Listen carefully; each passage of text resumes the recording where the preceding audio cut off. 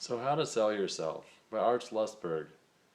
The introduction talks about how human communication or person-to-person talk is still the most important way to get information like a transplant from one person's brain to the other person's brain. I think this is really important because with all our technology, we really should be able to communicate more effectively and more personally from one person to another person. And presidential candidates and people running for public office still, in spite of all the technology, continue to travel around, shake people's hands, look them in the eye, and really make that connection. I mean, yeah, you can make a video or a TV ad that reaches thousands and millions of people, but we trust what we see and we believe the person that's talking to us and looking us in the eye, and we're able to read their body language and their different cues. This is all really important for getting your ideas across, selling your products or services, but people seldom buy something really expensive from someone they don't like or don't trust. Chapter 1, Selling Yourself.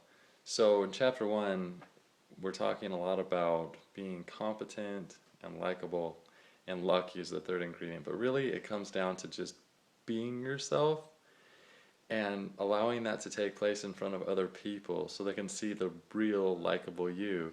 So it's not really pretending or faking it, but really just allowing people to enjoy all the things that are nice about you that people that are close to you get to see.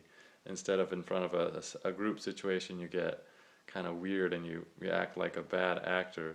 And politicians know a lot about this in terms of speaking in front of a large group. Sometimes we vote for the person that's less unlikable, and if someone who's maybe competent is not so likably presenting themselves. So that's a little bit about Chapter 1. It really does have to do with not only being competent, but being likable as well.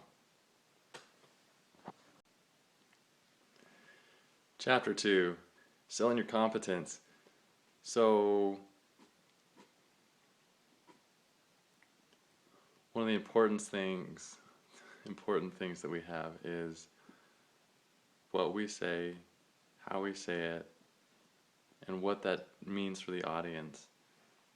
We've got our face, and our body, and our voice, and how we use those things allows the audience to see us as